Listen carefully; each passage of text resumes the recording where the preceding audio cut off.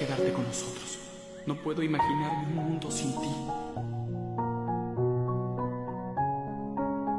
Yo quería que tuvieras un cumpleaños perfecto. Pero lo hiciste.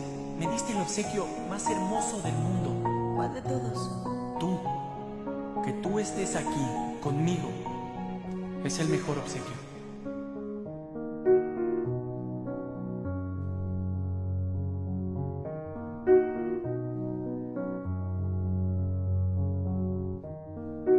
Tranquila. Podemos hacer esto. Tú, conmigo. Unidos. Pero soy un peligro para Arendelle. Tú y yo hemos pasado de todo juntos. ¿No crees que podamos manejarlo?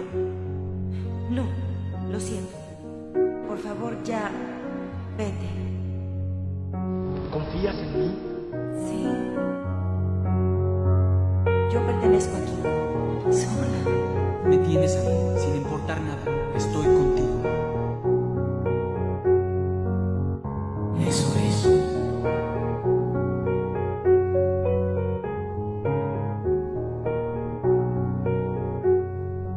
Este fue el obsequio de compromiso de mi padre para mi madre. Y me lo dio a mí para dártelo a ti. Gracias. Eres parte de nuestra familia. Siempre lo has sido. Y espero que sea así siempre.